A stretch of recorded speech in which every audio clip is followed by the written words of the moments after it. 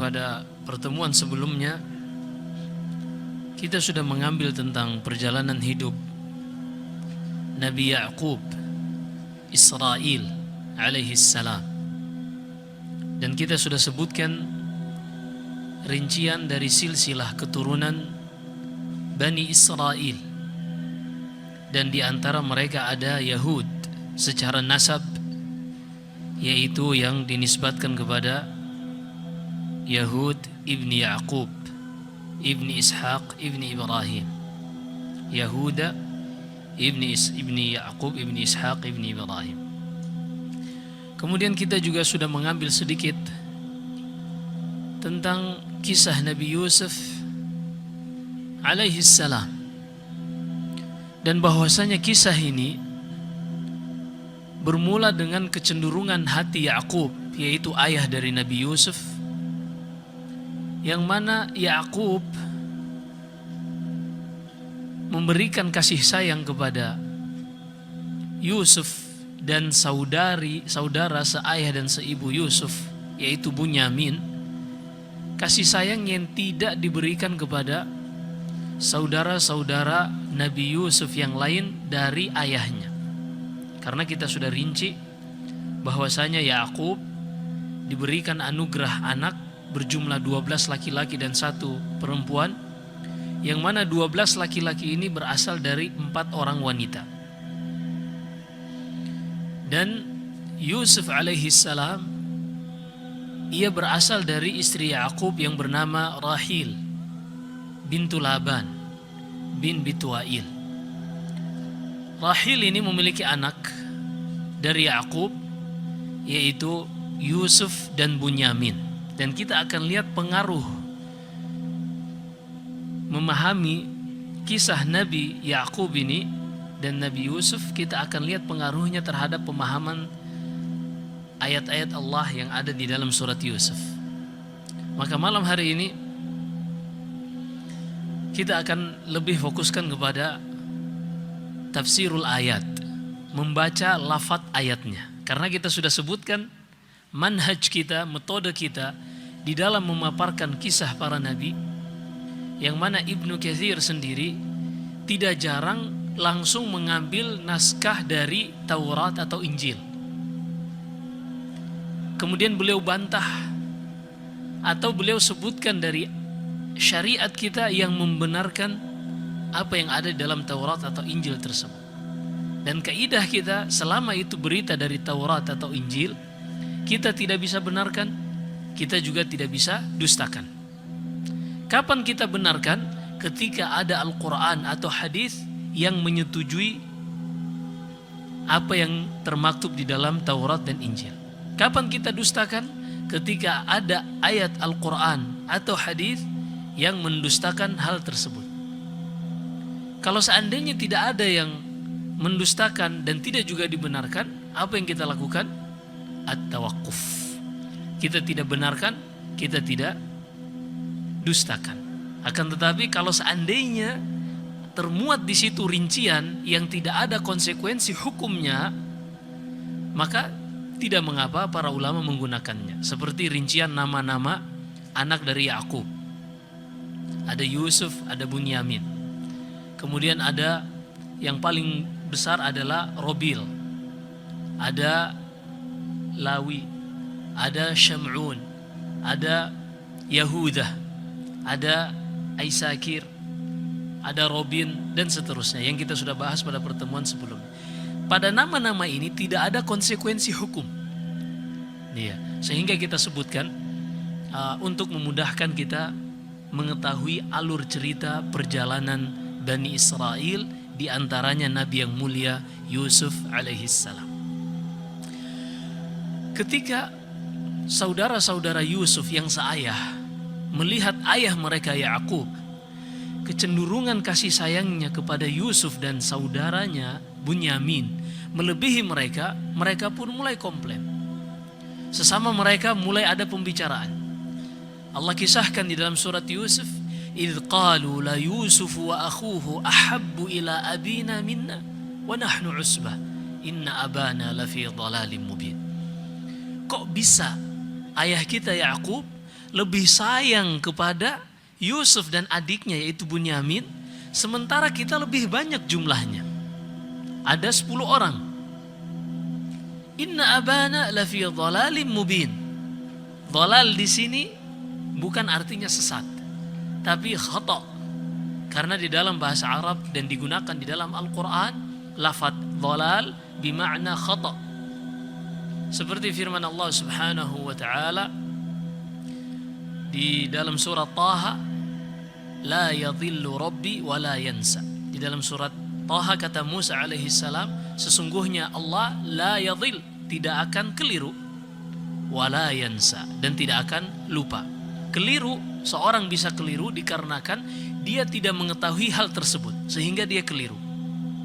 Adapun dia lupa dikarenakan ada faktor lain yang membuat apa yang telah dia hafal sebelumnya atau dia ketahui sebelumnya, dia terlalaikan dari mengingat hal tersebut. Ini al-khata dan an-nisyan. Dan di dalam hadis Nabi SAW ketika hendak keluar rumah, beliau berlindung kepada Allah. Bismillahi tawakkaltu ala Allah, la hawla wa la quwata illa billah, Allahumma inni a'udzu bika an adhil aw udhal, an azlim aw udhlam, an ajhal aw yujhal alayya, ila akhiri ad-du'a. Baik, maka kata mereka, inna abana lafi dhalalim mubin. Sungguh ayah kita benar-benar berada di dalam kekeliruan yang nyata, yaitu ketika mendahulukan Yusuf dan Bunyamin melebihi kita, padahal jumlah kita lebih banyak. Dan makna al-khata dari dhalal ini seperti ditafsirkan para ulama juga, alam yajidka yati alam wa wajadaka dhalan fahada. Nah, ila akhiri ayat. Lalu Nabi Yusuf juga di sisi yang lain menceritakan kepada ayahnya yang ketika itu dia masih kecil, belum memasuki usia bulugh, dia pernah bermimpi melihat 11 bintang, matahari dan bulan bersujud kepadanya. Idh qala Yusuf li abihi ya abati inni ra'aitu ahada asyara kawkaban wasyamsa wal qamar ra'aituhum li sajidin. Wahai ayahku, aku melihat 11 bintang. Disebutkan di suatu riwayat dinukil oleh Ibnu Katsir, datang sebagian Yahud bertanya kepada Nabi SAW tentang nama-nama bintang tadi. Apakah bintang-bintang yang dilihat oleh Yusuf di dalam mimpinya tersebut? Lalu disebutkan oleh Nabi SAW, tapi kita tidak sebutkan rinciannya karena hadisnya tidak disahihkan oleh para ulama. Baik. Kemudian selain 11 bintang ini, aku juga wahai ayahku melihat matahari dan bulan bersujud. Dan kita sudah sebutkan bahwasanya sujud terbagi dua. Ini kita akan rinci lagi insya Allah pada kisah terakhir dari perjalanan Nabi Yusuf dengan saudara-saudaranya ketika Nabi Yusuf sudah menjadi menteri urusan pangan di Mesir. Dia insya Allah kita akan sebutkan bagaimana saudara-saudaranya mengakui kesalahan mereka. Kemudian Nabi Yusuf menceritakan kepada ayahnya bahwasanya inilah takwil dulu, cerita yang dulu pernah Nabi Yusuf kisahkan tentang mimpi beliau. Baik, akhirnya kata ayahnya yang sudah melihat gelagat dari saudara-saudara Nabi Yusuf tidak suka dengan Nabi Yusuf. Dan ini kita sudah jelaskan kenapa. Ada motivasi karena perbedaan ibu. Karena ibu Nabi Yusuf dan Bunyamin berbeda dengan ibu-ibu dari anak-anak Yakub yang lain. Dan ini ada pengaruh. Dan kita juga sudah sebutkan bahwasanya ibu Yusuf, Rahil, adalah wanita yang sangat cantik dan yang paling dicintai oleh Yakub. Ternyata itu mempengaruhi dari kecintaan Yakub kepada keturunannya.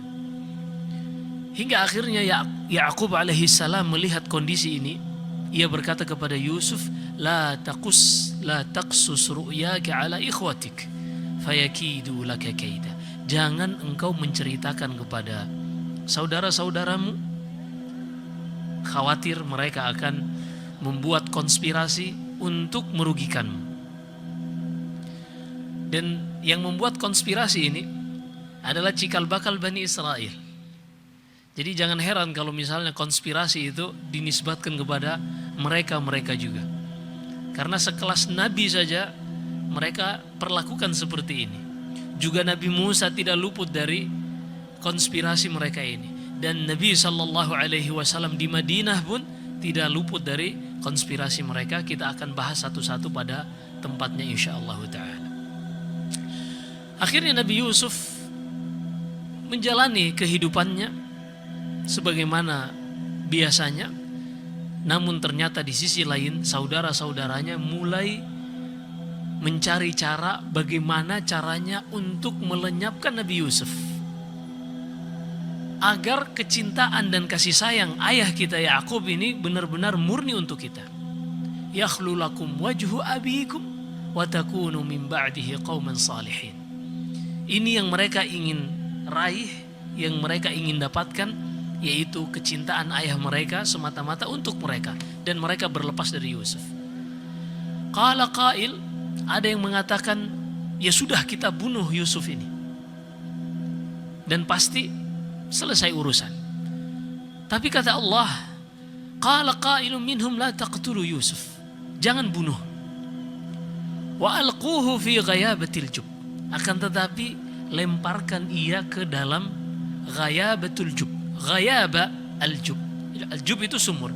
Ghayaba ini batu yang dulu sumurnya adalah sumur besar yang orang bisa masuk, dan biasanya ada batu di tengahnya, batu besar, yang mana batu ini digunakan jika air sumur kering, orang bisa turun di atas batu tersebut dan mengambil air langsung dari sumbernya. Jangan bunuh, akan tetapi masukkan ia ke dalam sumur ini, dan setelah itu kita lihat apa yang terjadi. Nanti pasti, karena sumur yang mereka maksudkan ini adalah sumur di pinggir jalan yang sering dilewati oleh kafilah dagang. Kita lihat nanti akan ada kafilah-kafilah yang melewati sumur ini, dan pasti mereka akan mengambil air minum.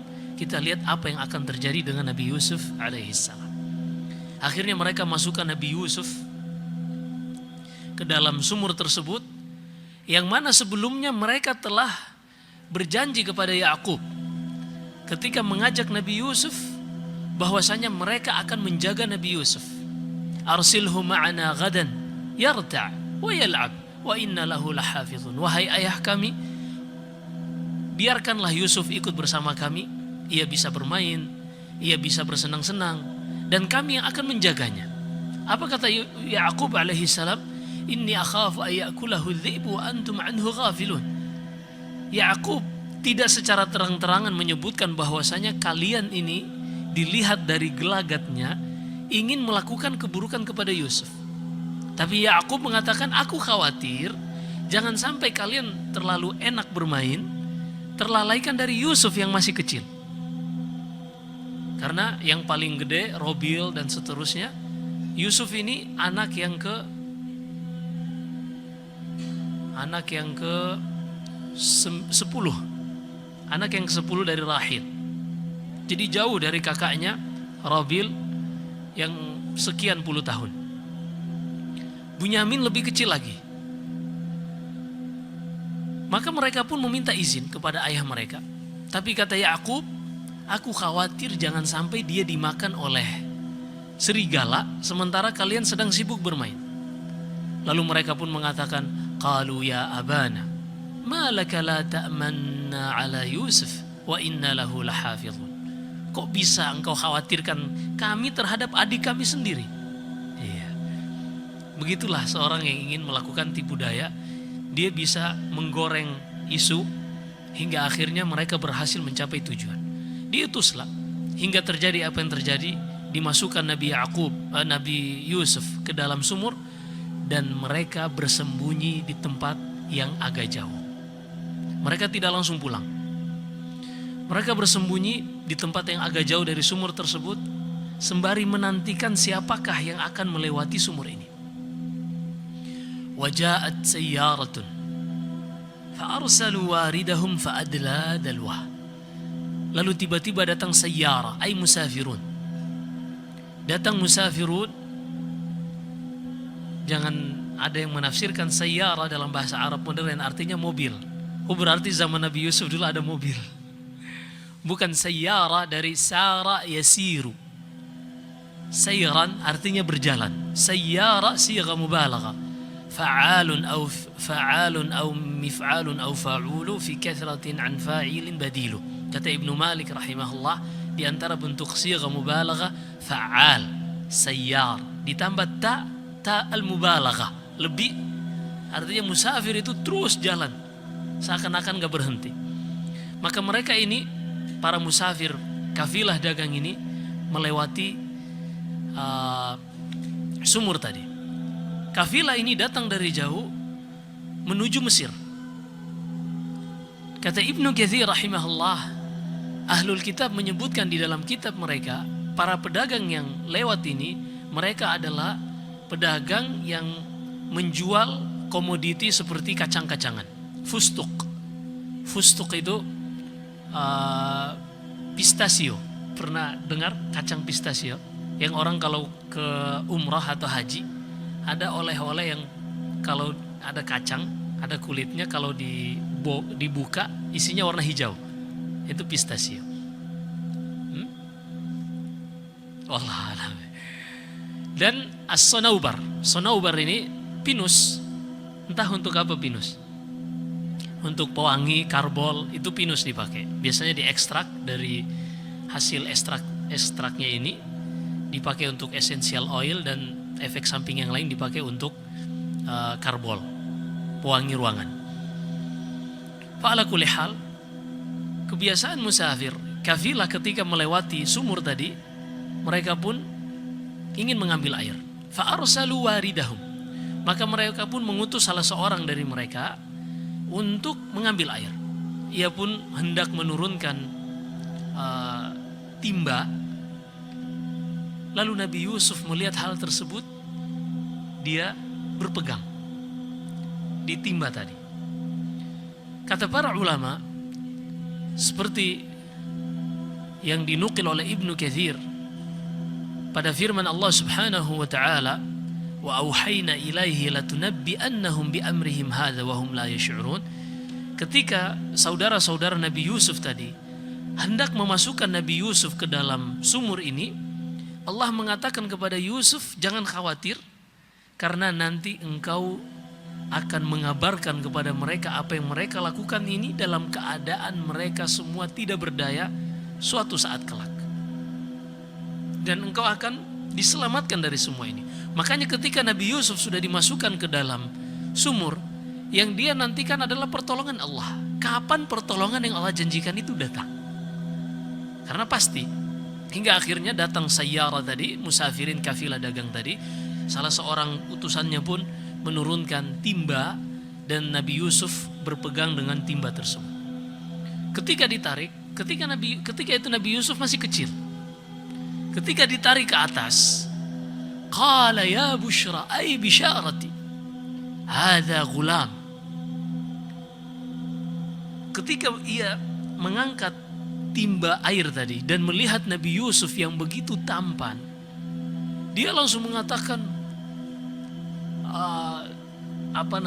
ekspresi orang yang sangat senang. Inilah yang akan menjadi kebahagiaanku, yaitu ketika dia mendapatkan seorang anak yang sangat tampan.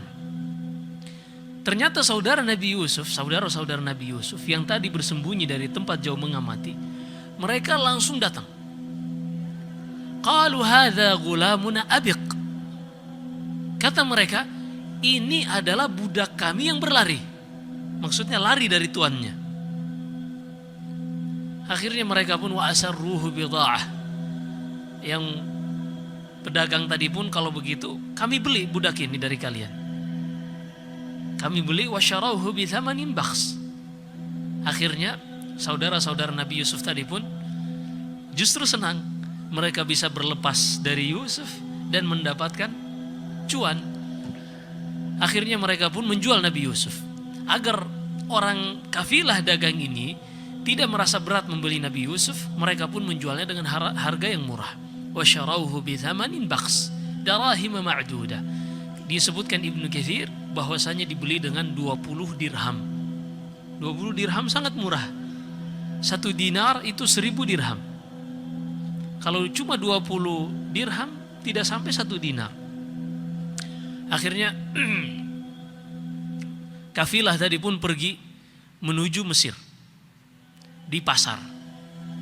Dan di antara barang dagangan mereka, selain biji-bijian, mereka telah memiliki barang dagangan yang lebih besar dari itu, yaitu budak yang mereka klaim padahal itu adalah Yusuf alaihissalam. Sesampainya di Mesir, dari sisi lain ternyata ketika itu Al-Aziz, jadi di Mesir ketika itu ada raja. Ada raja yang disebutkan Ibnu Katsir, rajanya ketika itu bernama Ar-Rayyan Ibnul Walid. Dia raja.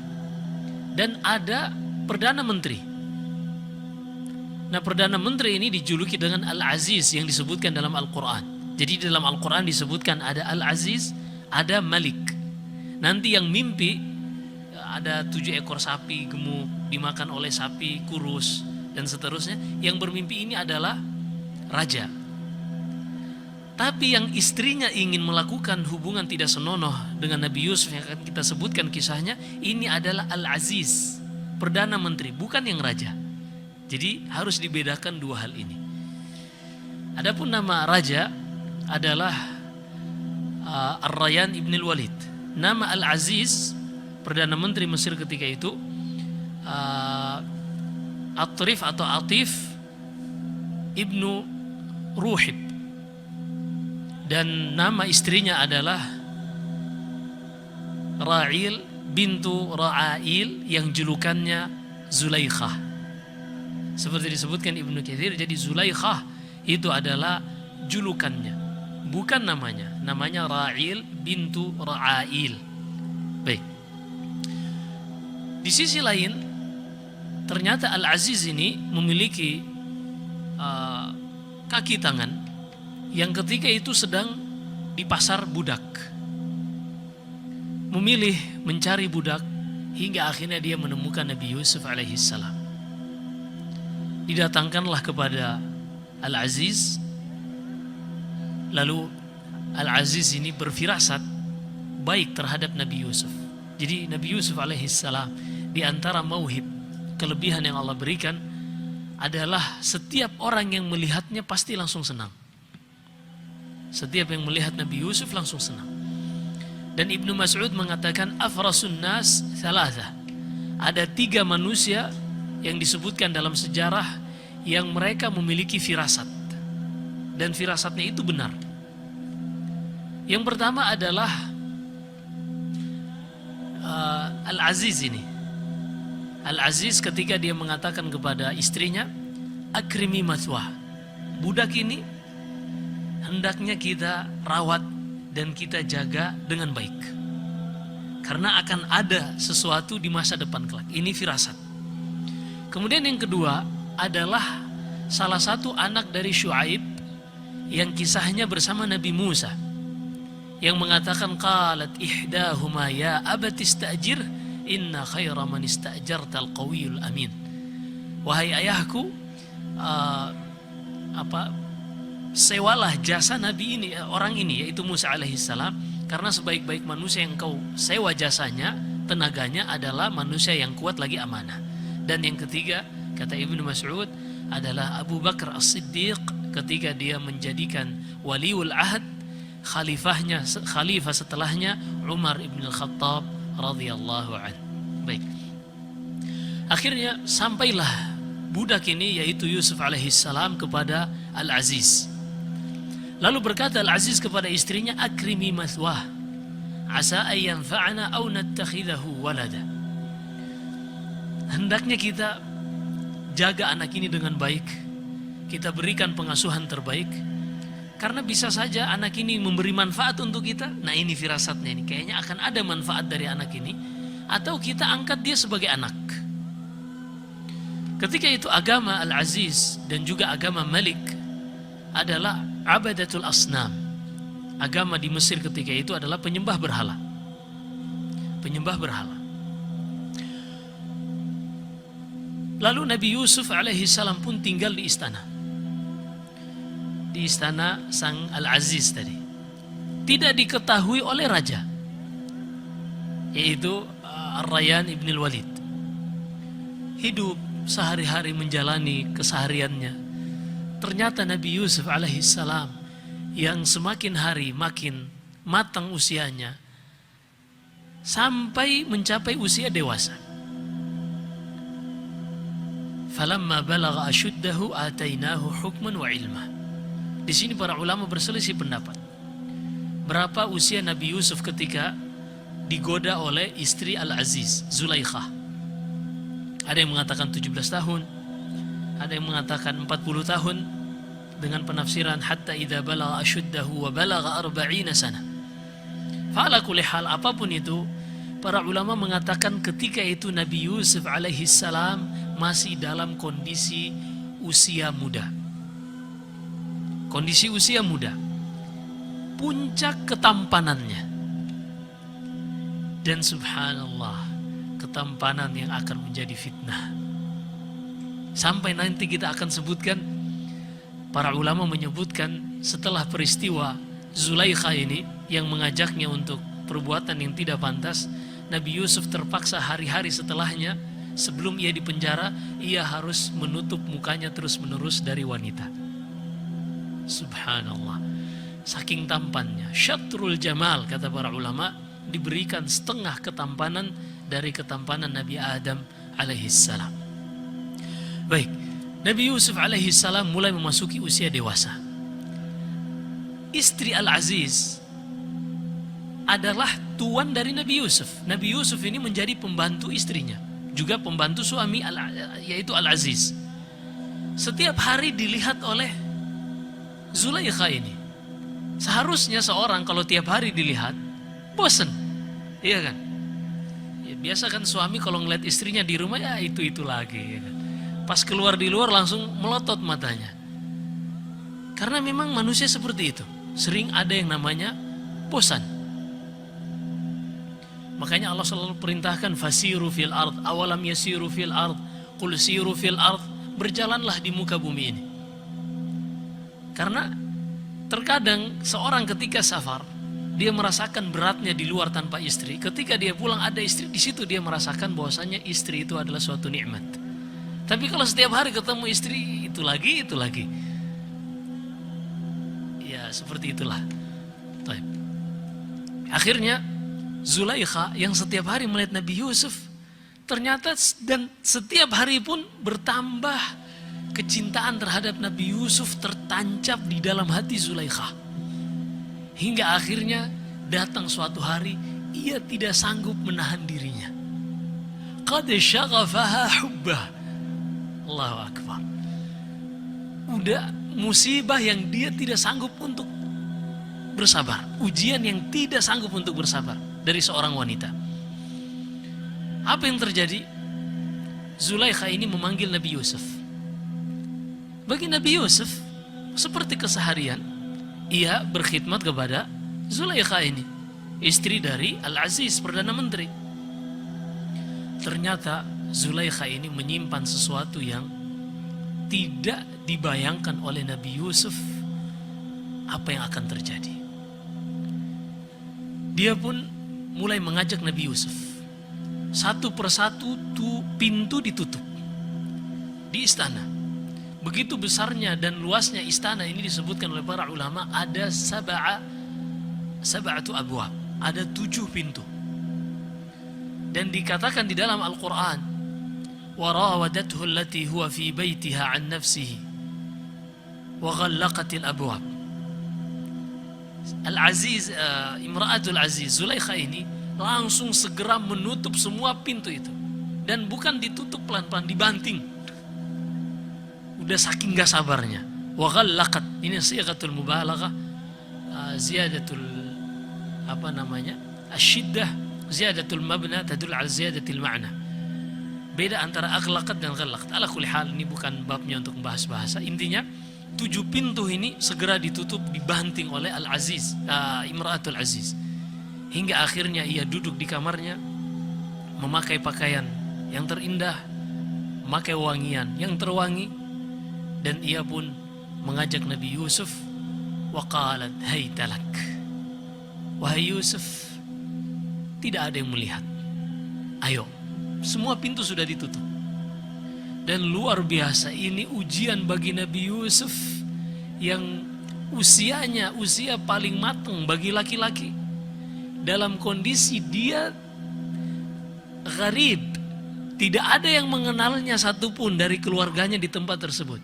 Karena tadi dia sudah berpindah dari Baitul Maqdis di tempat ayahnya Yakub ke Mesir, lumayan jauh. Tidak ada satupun yang mengenalinya. Pintu sudah ditutup. Istri raja, istri Perdana Menteri. Dan biasanya istri Perdana Menteri adalah wanita yang paling cantik. Subhanallah. Dan Yusuf laki-laki normal. Tapi seperti itulah Yusuf alaihissalam.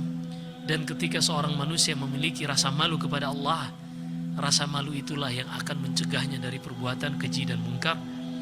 Allah berfirman mengisahkan ucapan Nabi Yusuf ketika diajak oleh Zulaikha, ayo Nabi Yusuf, sudah tidak ada yang melihat kita, yaitu dia memanggilnya, mengajaknya untuk berzina, wal'iyadu billah.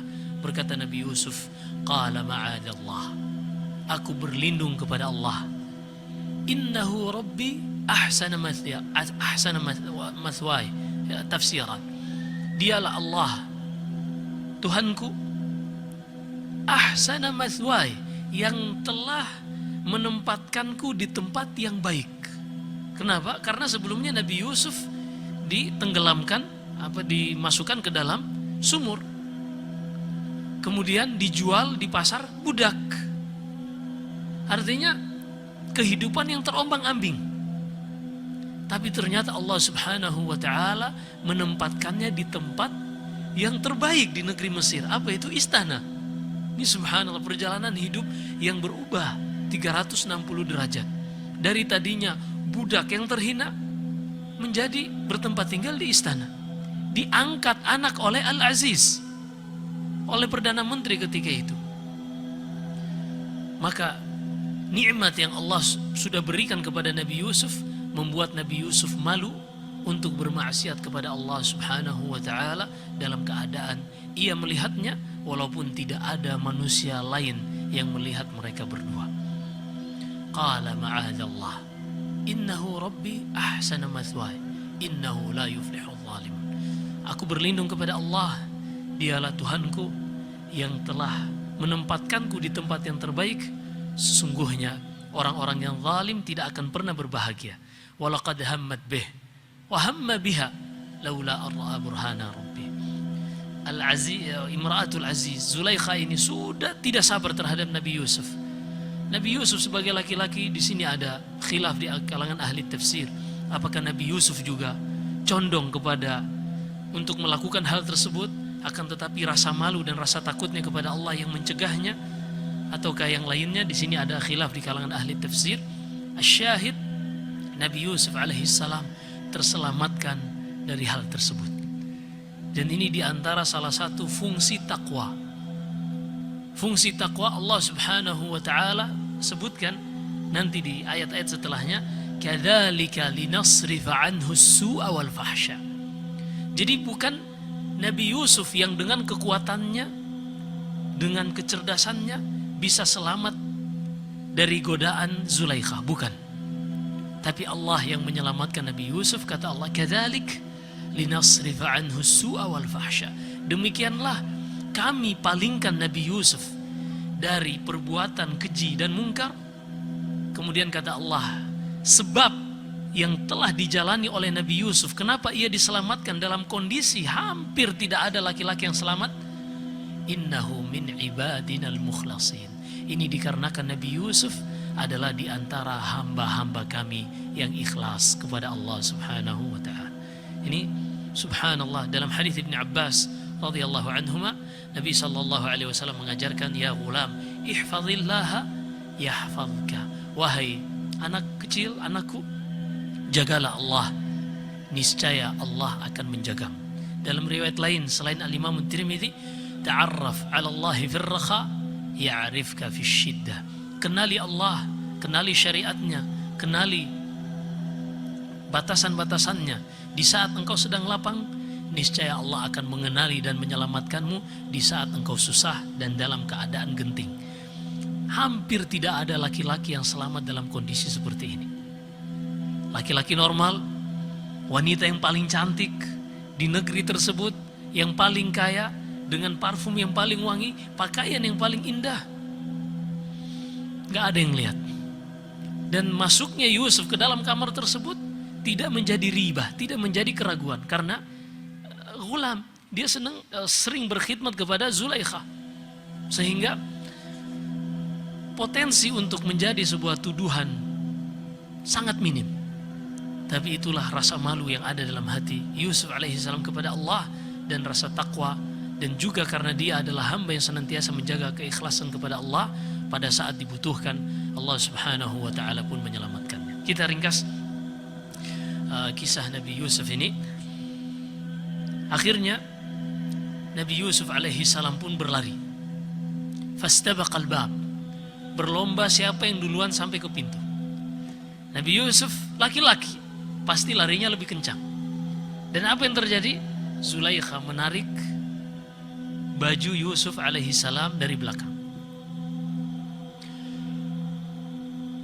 Banyak kisah-kisah yang disebutkan dari Bani Israel.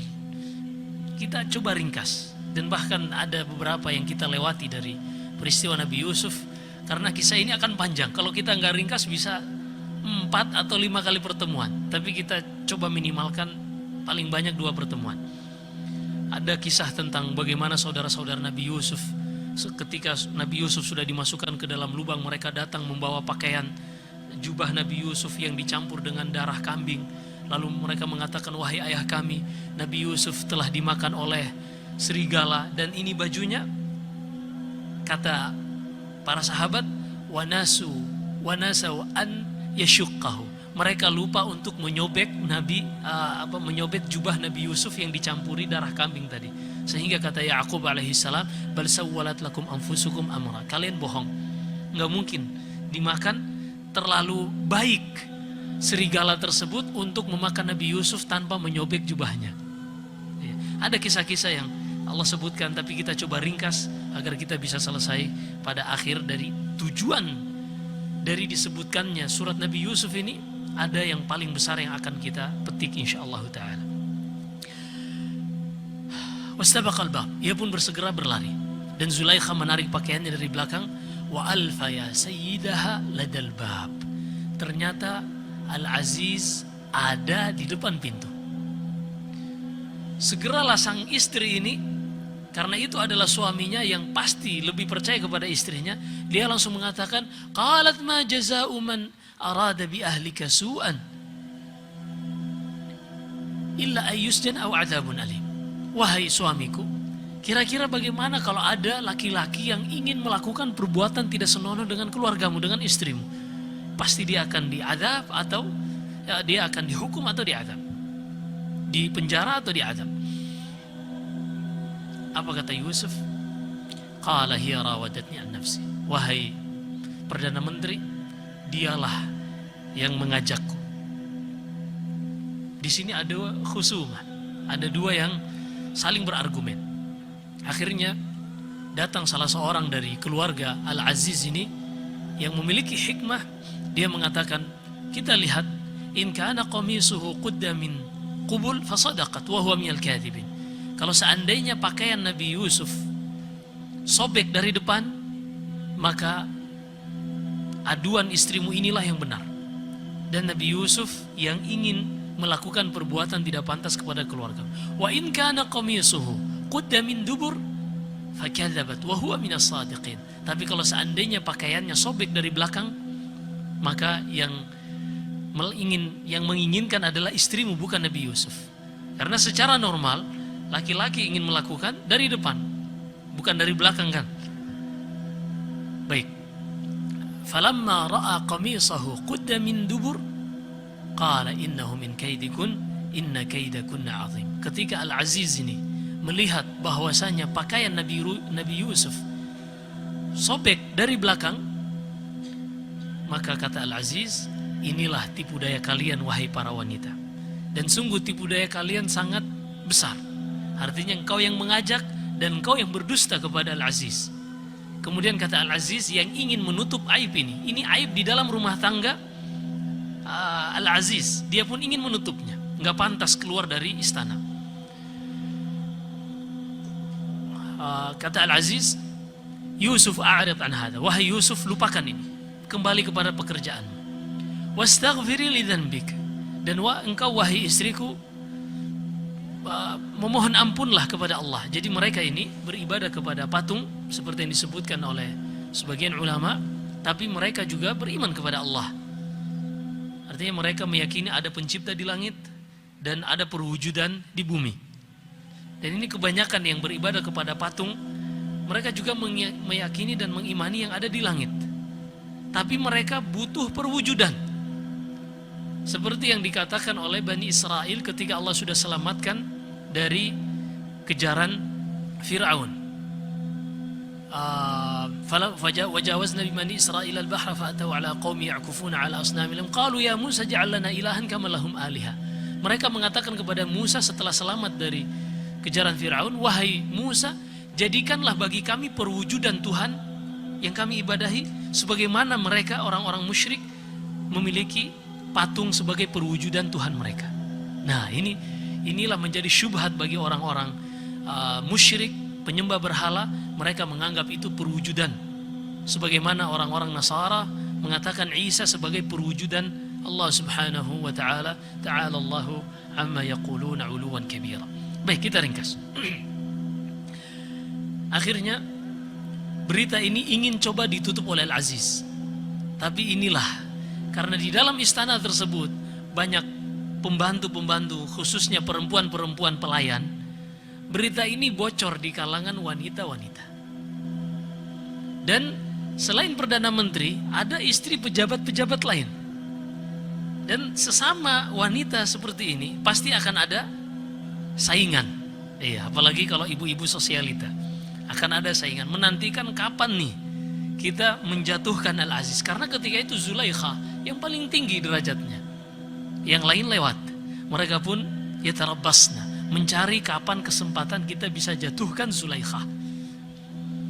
Sampai akhirnya falamma waqala niswatun fil madinati imra'atul aziz. Tatkala sampai kepada para wanita ini berita tentang Zulaikha ingin melakukan perbuatan yang tidak pantas kepada Nabi Yusuf, mereka pun memulai untuk menjatuhkan Zulaikha. Kita akan sebutkan kisahnya setelah salat Isya biidnillahi ta'ala. Wallahu a'lam wa sallallahu wasallam ala nabiyina Muhammad.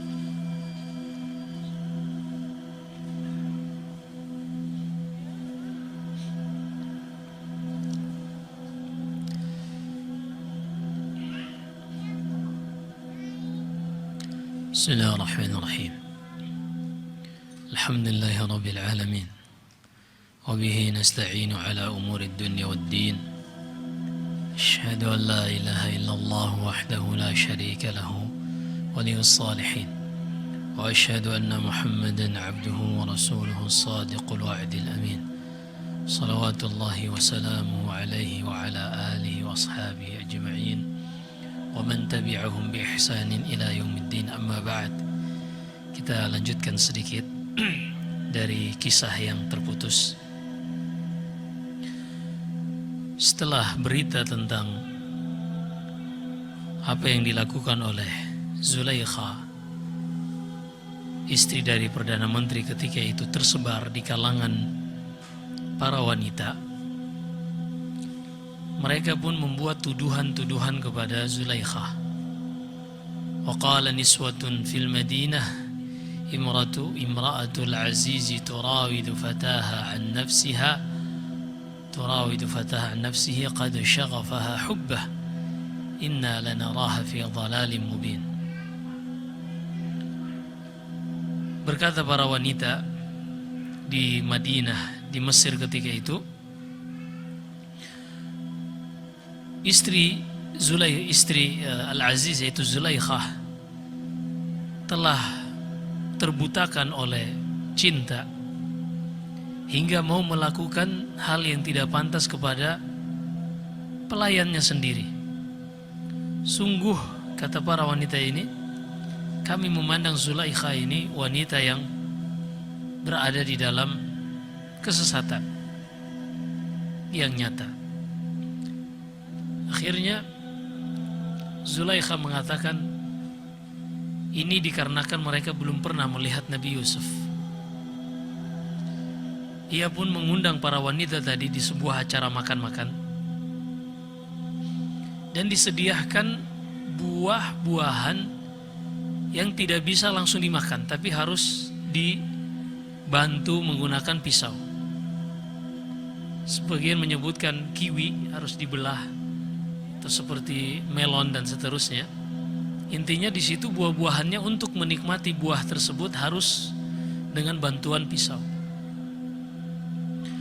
Kemudian Zulaikhah memerintahkan kepada pelayan-pelayan yang lain untuk mempersiapkan Nabi Yusuf. Dipakaikan pakaian yang paling indah, diberikan dengan penampilan yang paling baik. Padahal dari sisi wajahnya saja sudah cukup membuat para wanita terperdaya. Dan disebutkan setelah kisah tadi yang kita sudah sebutkan, bagaimana Nabi Yusuf berhasil berlari dari tipu daya sang istri Perdana Menteri ini. Ketika itu ia lebih sering untuk menutup wajahnya agar tidak terlihat para wanita. Ini menunjukkan tampannya benar. Kalau yang biasa selfie pakai filter sekian fps dan seterusnya, untuk kelihatan tampan. Ini Nabi Yusuf karena memang sudah tampan justru menutup mukanya agar tidak terlihat. Demikianlah orang-orang yang butuh pengakuan, biasanya memang mereka bukan seperti itu kondisinya, sehingga harus mengekspos kehidupan pribadinya dan seterusnya. Adapun orang-orang yang sudah merasakan itu adalah hidupnya, kesehariannya, mereka menganggap biasa saja. Baik. Dipersiapkanlah Nabi Yusuf hingga akhirnya ketika wanita-wanita tadi sedang menikmati buah-buah yang telah dipersiapkan, kata Imra'atul Aziz, diberikan masing-masing pisau. Pisau tadi tujuannya untuk membuka buah. Wa qalat ikhruj alaihim. Lalu dikatakan kepada Nabi Yusuf yang tidak tahu menahu ketika itu, ini mau dibawa kemana nih? Udah pakai pakaian terbaik. Wa qalat ikhruj alaihim. Diperintahkan, wahai Yusuf, keluar temui para wanita-wanita tadi. Falamma ra'ainahu akbarnahu wa qatta'na aydiyahun wa qulna hasya lillahi ma hadza basyara. Ketika mereka menyaksikan orang yang masuk ini, mereka langsung bertakbir Allahu Akbar. Wa qulna hasya lillah. Mereka pun mengatakan ini bukan manusia biasa. Hadza malakun karim. Ini adalah malaikat yang mulia. Dari ayat ini para ulama mengatakan bahwasanya dari sejak zaman dahulu manusia sudah mengetahui bahwasanya yang namanya malaikat, mereka berwujud terbaik dan terindah. Para wanita ini belum pernah melihat malaikat, tapi demikianlah yudrabu bihimul masal. Para malaikat itu dijadikan permisalan ketampanan dan keindahan.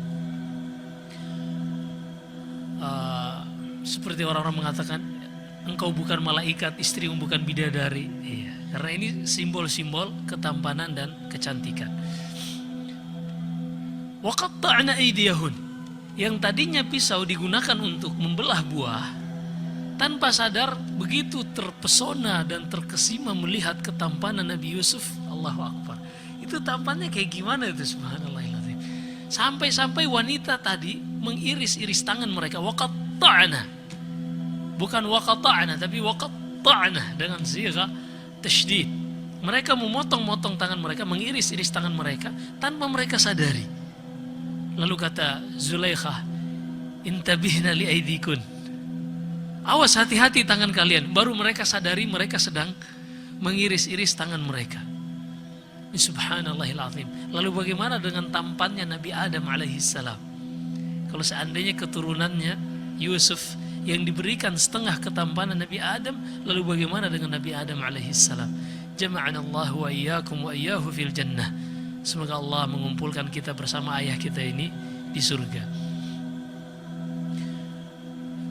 Akhirnya para perempuan tadi pun setelah melihat kondisinya berbalik suasana. Yang tadinya mereka ingin menyudutkan Zulaikha, akhirnya Zulaikha mengatakan, qalat fadzalikunna alladzi lumtunnani fihi wa laqad rawattuhu an nafsi fasta'sam. Wahai para wanita, itu tadi yang kalian olok-olok saya, yang kalian ledek saya. Imra'atul Aziz sesat karena dia terlalu terpesona dengan pembantunya sendiri. Sekarang kalian saksikan sendiri. Di situ pun tersebar berita, mulai makin tersebar. Tadinya cuma di lingkungan keluarga Al-Aziz, mulai tersebar. Akhirnya mendengar ucapan Zulaikha, wala illam yaf'al ma amuruhu la yusjananna wa la yakuna minas saghirin.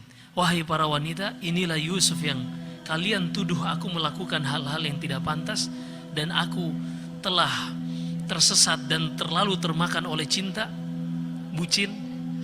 Inilah yang kalian saksikan sendiri. Aku sudah memintanya, tapi dia menjaga diri. Manusia yang sangat mulia. Kalau seandainya dia tidak mau melakukan apa yang aku minta, la yusjanan, niscaya dia akan dipenjara, wala yakunan minas saghirin. Dia pasti akan dipenjara, ini dengan nun taukid ats-tsaqilah, atau dia akan menjadi seorang yang hina. Ternyata Imratul Aziz dalam hati kecilnya dia tidak tega untuk melihat Nabi Yusuf terhina. Makanya dia menggunakan dalam bahasa Arab nun taukid al-khafifah. Ala kulli hal, ini dalam pembahasan balaghah.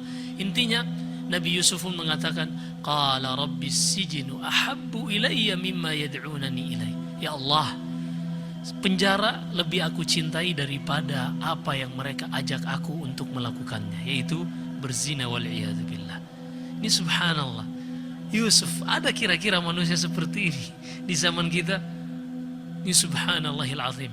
Itulah mukjizat sendiri bagi Nabi Yusuf alaihissalam yang tidak disanggupi oleh para laki-laki. Laki-laki sengaja keluar dengan penampilan yang paling mobil, kalau perlu rental dulu, yang penting kelihatan maco. Tujuannya apa? Untuk dilihat oleh para wanita. Ini Nabi Yusuf ngumpet sembunyi, wajahnya ditutupin. Kenapa? Biar nggak dilihat wanita. Allahu Akbar. Ini kondisi berbalik. Tapi itulah manusia-manusia yang Allah pilih. Karena memang ternyata pada diri Nabi Yusuf selalu menjaga keikhlasan. Innahu kana min ibadina mukhlasin. Adalah Nabi Yusuf manusia yang selalu ikhlas di dalam beribadah kepada Allah Subhanahu wa ta'ala.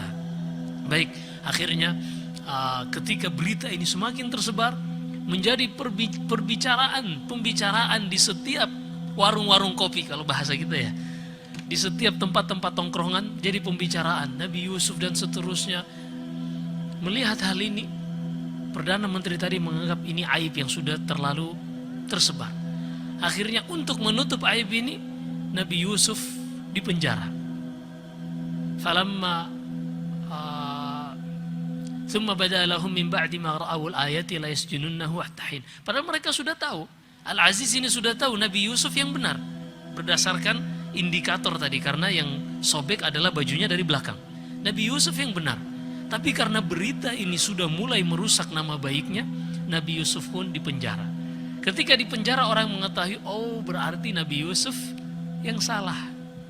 Ini pengalihan isu. Akhirnya dipenjaralah Nabi Yusuf alaihissalam, dan ketika mulai masuk penjara, disinilah Nabi Yusuf mulai berdakwah. Di antara dakwanya ketika beliau bertemu dengan dua orang yang lain yang juga dipenjara. Yang pertama adalah As-Saqi, seorang yang suka memberi minum bagi sang raja. Bukan Al-Aziz, tapi raja. Al-Aziz namanya Atfir bin Ruhib. Adapun raja tadi kita sebut namanya Ar-Rayyan ibnul Walid. Nah, yang masuk penjara yang pertama adalah seorang laki-laki yang biasa memberi minum bagi sang raja. Yang kedua Al-Khabbas. Yang kedua ini seorang tukang roti. Sepertinya mereka memiliki kriminal lain sehingga dimasukkan dalam satu tahanan bersama Nabi Yusuf alaihissalam, hingga akhirnya mereka kedua beberapa hari tinggal di penjara. Mereka bermimpi. Yang pertama bermimpi, kita ringkas, dia memiliki beberapa buah anggur, lalu dia pun ya'sir, membuat sirup, membuat minuman dari anggur tadi.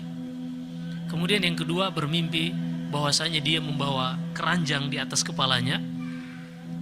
Di atas itu ada roti, kemudian burung-burung memakan dari roti yang ada di atas kepalanya tadi.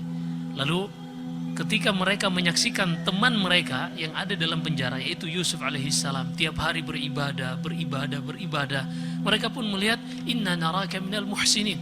Wahai Yusuf, kami melihat engkau orang yang baik. Bisakah engkau mentakwilkan mimpi kami, menta'bir, menafsirkan mimpi kami?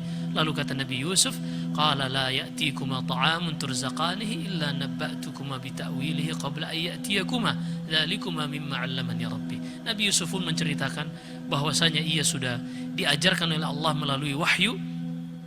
Di antara wahyu adalah tentang ilmu penafsiran mimpi. Hingga akhirnya Nabi Yusuf menceritakan tentang mimpi yang pertama adalah seorang ini akan selamat keluar dari penjara dan dia akan memberi minum kepada sang raja, kembali kepada profesi yang semula. Adapun yang kedua, dia akan disalib, kemudian dia mati dan burung-burung memakan dari kepalanya. Ketika kedua ini hendak bebas, Nabi Yusuf mengatakan kepada salah seorang, yaitu yang akan selamat, nanti kalau engkau selamat, jangan lupa sebut aku di sisi rajamu. Ceritakan tentang aku di sisi rajamu. Ternyata orang tadi lupa, hingga akhirnya Nabi Yusuf alaihissalam tetap tinggal di penjara selama 7 tahun. Dan ini di antara tahun-tahun bersama dua orang tadi, Nabi Yusuf mengatakan, ya sahibai sijin a'arbabu mutafarriquna khairun amillahul wahidul qahhar. Wahai dua sahabatku yang dalam penjara, apakah Tuhan-Tuhan yang banyak lebih baik ataukah satu Tuhan yang mengatur seluruh alam semesta ini? Ini dikarenakan orang-orang Mesir ketika itu menyembah patung-patung yang mereka klaim sebagai Tuhan. Dan inilah inti dakwah dari Nabi Yusuf alaihissalam. Kita lanjutkan pada pertemuan berikutnya insyaallah. Semoga kita bisa selesaikan. Mohon maaf terlalu banyak yang kita ringkas. Kalau dibaca lebih lebih detail bisa di surat Yusuf. Hanya kita tambahkan beberapa hal-hal yang detail yang mungkin tidak disebutkan dalam surat Yusuf. Wallahu alam. Semoga apa yang kita dengarkan bermanfaat. Kita bisa ambil ibarat dan pelajaran darinya. Sallallahu alaihi wasallam ala nabiyina Muhammad. Subhanakallahumma bihamdik, asyhadu an la ilaha illa anta astaghfiruka wa atubu ilaik. Assalamualaikum warahmatullahi wabarakatuh.